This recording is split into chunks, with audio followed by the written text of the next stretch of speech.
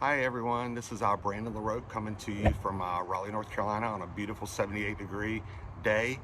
State Fair's in town. It's October 18th. First of all, I want to thank everyone for sharing, and subscribing and commenting. It really helps. I mean, we've grown this channel from 2 people like a day or 2 ago to over 3,000. If you wouldn't mind sharing it, I'd really appreciate it. If you could share it in any groups you have, that helps a lot. I'm trying to get it to some larger creators. Because that really gets the word out to help some people. I heard that Economic Ninja shared it, talked about it today. I love that guy. I subscribe to him. So I really appreciate that, Economic Ninja, if you're watching. This is a big deal, and this is going to be interesting. It's going to be a lot longer video today, just to let you know, because I don't think this is something I should rush on, and it's all going to be about my crypto. And so, some people had emailed me and asked me if I would just do a video kind of explaining, because the first video everybody watched was right when it happened. That was on Wednesday morning. It happened at 4:30 in the morning. I think I recorded that video at like 8 o'clock in the morning. I'd never done a YouTube video before. So I want to tell a little bit about how I got into crypto and how long I've been into it, so you can understand that I'm not just a noob. I mean, not as up to date on it as most people, but I'm not new. I got into crypto in 2017. It was kind of an accident. An emergency happened and I had to go down to Roatan, Honduras. I'm going to tell that story in a couple of weeks or about a month. It's a crazy story, almost as crazy as this one. But I had gone down there, and there was a guy we met who was helping my wife and I, and he owned a resort. And we were sitting here talking to him about our situation.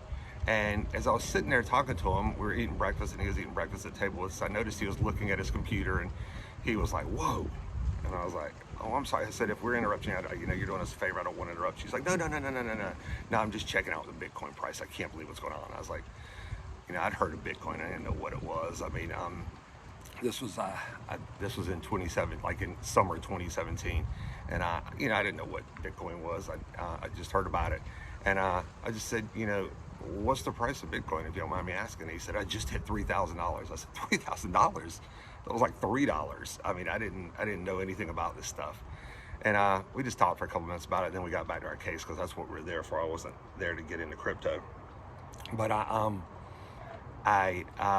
when I came back from this emergency we had over there, I was at my bar, because we owned a bar in Raleigh, North Carolina for 21 years, for those of you guys who don't know. I was at my bar, and a liquor rep came in. This was like a day or 2 later after we got back. And he started talking about Bitcoin also. And I was like, "That's crazy, And he's like, "Yeah, we're at the ground floor of it, maybe even not even the ground floor, we're at like the basement." And he and I started talking about it some, and I started investing in crypto. And man, back then, I didn't know what I was doing. I was actually buying crypto through a Bitcoin ATM machine, but not like the ones you see now. This one is even more sketch. It was literally like that wide, maybe about that wide. It was black, and it was probably about 4 foot tall. And I had to download some Bitcoin wallet. I didn't know what I was doing. I had to scan the QR code. I went to the mall. It's like, we have a really big mall here in Raleigh, one of the last big ones that's left around. And I'd go in there, and it's right in the center of the mall, and I'd feed money into it. Like, I remember putting $3,000 into it and being like, and then I scanned my thing into Bitcoin, didn't come. I was like, "What is going on? Why didn't it come?" And like an hour later, it showed up, maybe an hour and a half later, and I was flipping out. But I would go there every day, and I'd buy some Bitcoin. Not every day, because what would happen was I was buying so much of it at the time that the machine would fill up. And like, there's days I'd drive all the way over to the mall park, go in, and the machine would be, out of order, because it was so full of money. And it was crazy, because people talk about how sketchy crypto is, and I think back then it was kind of, there's sketchy people in everything. There's sketchy people in cash. There's sketchy people in credit. There's sketchy people in everything. But sometimes I would go, and I'd have to wait to use that ATM machine, and there would be these young kids just feeding money into it. It was crazy. I always wondered if it was being used for like drug dealing or something at the time, and like they would sell their drugs and then feed the money in and then send a Bitcoin to somebody. I don't know that. It was weird. There were always a lot of really young kids there doing it, but probably not. That's just me speculating. But anyway, so since, and after that, I started learning about I got into Bitcoin for a while, and I remember watching it. I'd go up $1,000 a day. I was like, oh my God, this is nuts. I remember going from, you know, 3,000 all the way up to like 19,000, and I was just, I can't believe what's going on. I'd text my friends, I'd be like, it just went up $1,000. It just went up $2,000. It just went up $3,000. But anyway, after that, I started learning how to use the exchanges, and I used Binance at first. That's the biggest one. I mean, back then, Binance was the bomb. I know people are down on it right now, and we can't use it here in the U.S., but I mean, this wasn't Binance U.S., this was the other Binance. And back then, you used to have to buy Bitcoin. And if you wanted to get alt, you'd have to buy Bitcoin, then you'd have to transfer it to Binance, and then, or buy it on Binance, either one, and then you would have to, or Coinbase, and then you would have to buy your alt with Bitcoin. So you had to use Bitcoin and the altcoin, like Bitcoin XRP trading pairs. I didn't use anything like USD and stuff back then. At least most people I don't think did. I mean, I'm sure there's people that are not a lot more knowledgeable. That's the way I did it. That's the best way I say it. Anyway, so that's just to talk a little bit about how long I've been in it. I've been acquiring XRP since, you know, 2017, 2018. That was one of the first altcoins I got into. And I actually accumulated over 1.3 million XRP, but over the past year when I retired, I held all through the lawsuit. I invested in Ripple on Link2, so I'm going through that process just like you guys are. I have quite a few shares in there. I have 2,340 shares of Ripple, and I'm having to deal with that crap too. But you know, this is my own fault. I mean, it's not my fault I didn't do it, but there's only two people I blame on this. I blame myself because, you know, I should have just been more careful. I should have spread it out on more wallets. You guys are right. I should have known better about, I guess, better about hot wallets and cold wallets. I always thought a hot wallet, this is just me being like just a regular guy, I thought a hot wallet was like when you went on and you download the Coinbase app. I thought that was a hot wallet. And I thought that a cold wallet was where I bought, like, for example, my ELLIPAL, and it held all my seed phrases and held all my private keys and all that offline, but yeah, I could see it through the app. You know, I bought the ELLIPAL because when I was buying a cold wallet, it was probably back in like 2019, 2020, somewhere around there. There was a big thing going around about how a lot of people's ledgers, they had bought them and they got hacked. I don't know if they bought them off Amazon or whatever. And by the way, I bought my ELLIPAL straight from ELLIPAL because a lot of people are commenting on that. So that's why I bought ELLIPAL, because first of all, it was smaller. I figured there was a better chance people wouldn't be, I don't know if they could tell, but it'd be less of them looking to hack into a smaller cold wallet like that, rather than something large like Ledger. Clearly I was mistaken. So anyway, that's a little bit about how I got into crypto. And now I want to tell you what happened, and then I'm going to read you an email from ELLIPAL, and then I'm going to ask you guys what you think happened. So, like I said, I've been in crypto. I've been accumulating XRP. I was down to 1,210,000. I've been selling some over the past year because that's what we live off of. It's our retirement. And when I closed my bar a little over a year ago, I mean, XRP was like 58 cents. Now it's, you know, it went as high as like 350. So I went up to like 4.5 million at one point. The day it was stolen, it was $3 million worth. This past Wednesday, I don't open my ELLIPAL wallet. My ELLIPAL wallet every day. I have it on my phone and I have it on my iPad. I don't open it every day, and I opened it the Wednesday morning around 4:30 a.m. and I noticed all my XRP was gone. Of course, I thought it was a glitch because I've seen glitches before, and you know, of course, for that initial panic, you're like, oh, never mind, it's there. I could see it on the XRP scan. I could see that it's there, so I'm not worried about it. So I went over to XRP scan, and I was like, holy crap, it's gone. This was this past Wednesday, which was I think it was the 15th. I can't quite remember. My days are blurred nowadays. But somebody had stolen it on Sunday morning, the 12th, and they sent out 10 XRP, which is usually like a test send to make sure it goes out. And then 2 minutes later, they sent out another 1,209,990 XRP. So basically 1,210,000 XRP, the max they could send. And they sent it out to a new address. Then they spider webbed it out. I guess it's called peel scaling or layering or mixing. And what they do is they send it from that address to like 30 other addresses. like they try to do it equally, like 40,000, 40,000, 40,000, then it went down to like 38,000. And then from those addresses, they send it out to multiple other addresses. And they keep breaking it down and breaking it down and breaking it down. And it makes it extremely hard to trace. I mean, I can see my XRP right now. I can trace where it went to. They even have what's called a ST tag, a source tag, which I'd never seen before. They take this, sorry, my mouth's getting a little dry. They use a source tag, and I can't believe they do that, but I guess it's a way to figure out where they stole from or sent it from. I don't know. It's crazy. But I noticed when I was looking at these other wallets way down the chain, you can see other source tags. So clearly other people have been hit. There's no doubt about it. The first thing I did that morning when I found that this was gone was, of course, I panicked. I woke my wife up. We didn't sleep for like 2 days. I've lost at least 5 pounds. I haven't eaten probably 1,000 calories since Tuesday, which I guess that's good. I could use some weight loss. I know I will take care of myself. I'm sure everybody's going to say that.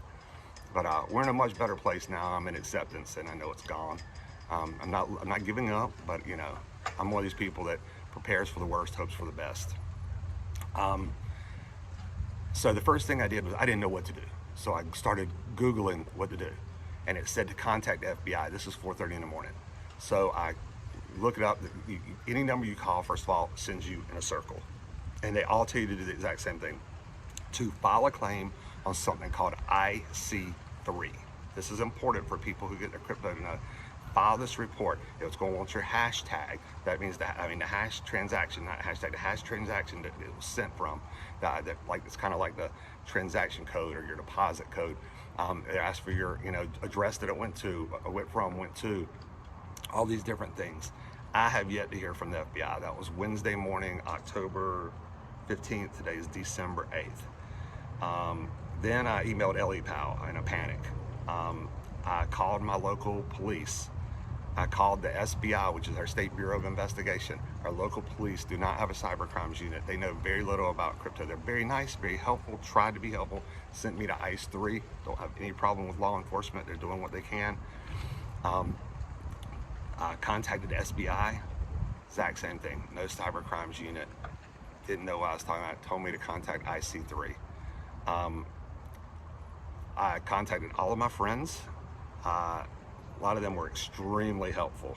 Thank you to all of them if you're watching. One of them used to, about 22 years ago when we first opened our bar, one of them worked the door for us, and he's now a police officer with the Raleigh Police Department. And he contacted me, and thank you so much if you're listening, by the way. He contacted me, and he said he just happened to have a guy he's working with right now who is connected with Homeland Security, and they're working on this exact same stuff and crypto scams where people are putting their money in Bitcoin ATMs and sending it overseas and stuff. And when I tell you about that Bitcoin ATM stuff that I did, that was back in 2017, so it doesn't have anything to do with that. I got all my stuff from that, just to let you know. But so anyway, he got me in contact with a guy who's actually tasked with Homeland Security, and that guy called me right away, and he was awesome, by the way. If he's listening also, thank you. He immediately got on it, said he was going to work with his Homeland Security partner who was there, who's very knowledgeable about this kind of stuff, and they immediately started tracking the funds, and they contacted Binance to freeze the account. That at least one of them, I don't know how many of them, I don't know what's in it, I don't know if they're in these other people's cold wallets and we can't get it back or what. But I've read all the comments, and I know that people are saying contact Ripple. It's not Ripple's responsibility. I know they don't own XRP. I mean, they own XRP, but they don't own all the XRP. We do, and it's and I wish David Schwartz would see this. He's the only one I think who could help me. He would be my Superman. It's not his responsibility to do it. It's mine. This was all my responsibility. Oh, and by the way, while I'm speaking about that, I've heard a lot of people say in the past that scammers will go on your YouTube video and start requesting money, acting like they're you. I will never ask you for money, I promise. So do not send money to anybody. If they say they're me, do not send it to them. I don't want any GoFundMes, anything like that. I just want to get the word out to people, and who knows, maybe I will get some back. I don't count on it. I don't think I will. But this is my way of trying. This is my way of taking the lemons I was given and turning them into lemonade. So Anyway, now I want to show you guys a couple of things. They're going to be a little bit hard to see. I sent a screenshot. I want to show you guys something. When I spoke to ELLIPAL, or not spoke to them, but emailed with them, they told me, they said, what wallet are you using? Are you using the hot wallet or the cold wallet? And then in parentheses beside hot wallet, it said orange background, cold wallet, blue background. When they sent me this email, my heart dropped in my stomach. I didn't know there was a hot wallet on it. I didn't know that. I mean, maybe I'm an idiot. Did you guys know this? If you use the ELLIPAL, did you know that it has a hot wallet also? That there's a hot wallet and a cold wallet? I mean, I thought that was the whole point. I thought that when I got my cold wallet, my seed phrases, that as long as they didn't get a hold of my seed phrases and my private keys, I was safe. I didn't know using the app could do that, and I will explain to you what I think happened in a few minutes. So my heart dropped. So of course I looked at my phone. My phone has a blue background, which I'm going to show you. I took a screenshot of it, and I'm going to try to put it up here. I don't know if you guys can see that or not. See the blue background? That's the exact same one. I hope you guys can see that. All right, now I'm going to show you mine on my iPad, because I have ELLIPAL on my phone and I have it on my iPad. 1 second. This is my XRP wallet. The exact same thing. Orange background. Can you guys see that? That's my XRP wallet. One's orange. It's orange on my iPad. It's blue on my phone. Is that possible? I don't understand it. I mean, I don't understand it. The balances always showed the same amount on the blue one or the orange one. It didn't matter. Also, when I found this out about the hot wallet hack, yesterday I went on Reddit, and you can do the same thing.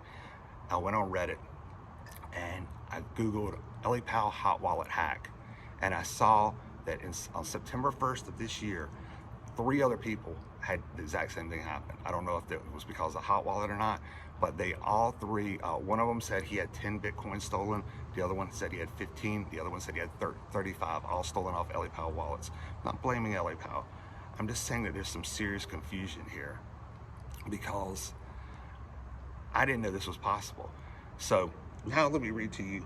I just want to read to you part of this email that ELLIPAL sent. I'm going to skip the first part because it's just them saying, listen, we're trying to get in touch with you with your email. I want you to know this is our real email from us. This is our account, because I guess they think I'm worried that it's going to be a scam. So I'm going to read the second part of it.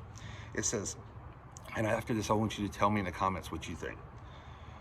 Based on your back end records, it appears you have been using a hot wallet. Do you remember how your transactions were signed in? If you only needed to enter your password in the app without using your Titan device to scan a QR code, that means you are using a hot wallet. I did. I used the password. I used the password to transactions. It is important to understand the terms like hot wallet and cold wallet are conceptual. The blockchain itself does not distinguish between them. A cold wallet means your seed phrases and private keys remain completely offline, and this is the core value of using the ELLIPAL. That's exactly what I thought too. This next part is what is tripping me out, and it may trip you out, especially if you have an ELLIPAL. However, if the same seed phrase is ever entered into the app on your mobile phone, that phrase and the resulting private keys are then stored on an online device. Let me reread that to you. However, if the same seed phrase is ever entered into the app on your mobile phone or iPad, that phrase and the resulting private keys are then stored on an online device. Well, I thought that's how it was connected. I thought, I'm sure when I put in my ELLIPAL app on my iPad, I used the seed phrase. I mean, I don't remember doing it. It was years ago, but I'm sure I did. But I thought that was the point. Let me go on and finish this. This greatly reduces your wallet's security level. While your wallet has not changed, it has effectively become a hot wallet because your private keys are no longer kept offline. And read that again. It greatly reduces your wallet's security level. While your wallet has not changed, it has effectively become a hot wallet because your private keys are no longer kept offline. Then it goes on to say, we can discuss this further and help you understand the risk of what may happen in your case. So now my cold wallet has become a hot wallet. I didn't know that was possible. Without handing over my seed phrases or my private keys to someone or letting them look at them, I didn't know that. I mean, maybe I'm an idiot. I don't know. I mean, I probably am an idiot, but I didn't know that. I mean, I guarantee if I didn't know it, there's other people out there that didn't know it. So I just found that shocking. I still don't know, even though it was hot, I still don't know how they got it. I'm sure it was much easier, but I still don't know. I probably clicked on something. I don't remember clicking on it, but I mean, Jesus, like you guys, I get like 3 to 5 text messages a day saying your Coinbase account's been hacked. My mom, who doesn't have a Coinbase account, gets them. Everybody I know gets them. I mean, I usually just slide them to the side, hit delete, reports as spam. But, you know, who knows? A couple other things I wanted to talk about was, do you guys know that, I'm not sure if you guys know who Chris Larson is, but it was him and David Schwartz and Jed McCaleb, I think, that created the XRP and XRP Ledger. And he also is a big wig with Ripple. I don't know if I know he's not the CEO. I don't know if he's the chief operating officer or what. But did you know that back in April that he got hacked for $100 million worth of XRP? You can look it up. It was in April 2025. Just type in Chris Larson. And I mean, man, if a guy that smart and that rich knows what he's doing, that's pretty scary. Also, another thing I was thinking about was, you know, I've had so much trouble talking to anybody locally, like law enforcement, FBI and stuff. I was thinking about, you know, anytime a bank gets robbed in my area, I don't know what they get. When they get $10,000, $20,000, $25,000, every cop in town's on it. Every helicopter's flying all over the city. Every news channel's watching it and reporting it. I just had $3 million stolen from me, and I'm alone. And I want you to think about that, because I hope to God this never happens to you. But think about what are you gonna do? What are you gonna do if your crypto's stolen? Who are you gonna call? Because let me tell you what, the other thing I did when this first happened was I Googled all these different things of what to do, and there's all these sites that say crypto recovery. I'm not saying they're all scams, but there's a lot of them that are scams. I mean, I started researching it, found a lot of people that were legitimate too, but a lot of them were just forensic trackers. They'll just track it down for you, and then they say they'll give it to your attorney and law enforcement. I can't afford an attorney. I can't afford to go to court over this. I mean, I can't afford to fight something that I think is a 99% chance I'm not getting back. I mean, I've got to cut my losses. I mean, I hope law enforcement is going to save me, or I hope this could get to somebody like David Schwartz and they could help me. But just think about, what are you going to do? I mean, you know, a lot of people are saying spread it out amongst wallets. I should have. You're right. I should have spread it out amongst wallets. I mean, at least I wouldn't have got hit all at once. But who knows? Maybe I would have, because maybe I would have had all the wallets on the same phone that got hacked and they drained them all at the same time. These are just things people need to think about, because this is why we need custody. This is why we need institutional custody. You know, I watch DAI and Digital Perspectives a lot, and they've been talking all about Caleb and Brown. That's why I want to get into them, because this is a great advertisement for Caleb and Brown. I don't know anything about Caleb and Brown, but Jesus, I am the prime example. I am the poster child for why you should use somebody like Caleb and Brown. But I don't know. I don't know anything about Caleb and Brown. I'm not sponsored. I'm not telling you anything you don't know. This is stuff I just need to get out there. This is my therapy session, doing YouTube videos. But a couple other things I want to talk to you guys about is I'm just looking through my notes here. The whole point. Oh, if you guys would mind, try to get this to James Rule XRP. James Rule, JAMESRULE XRP, because I know for a fact he has taught about using an ELLIPAL cold wallet. I think he'd be interested in this, and I've tried sending all these people messages.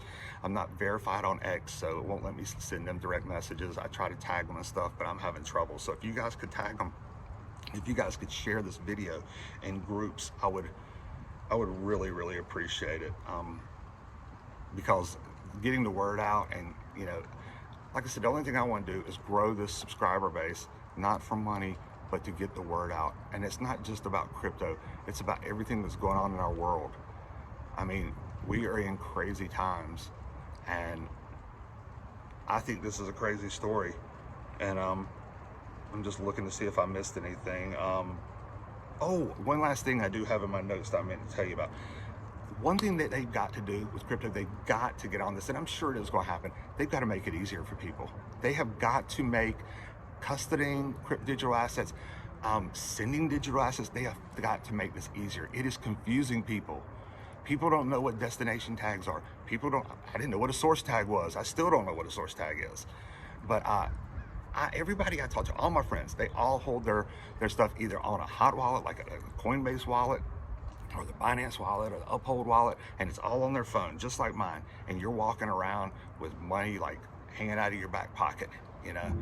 And it's confusing. It's confusing to me, and I've been in it for 8 years. I mean, every time I send crypto, I'm scared to death. Is it going to get there? I send a practice one first, small, then I send a large one.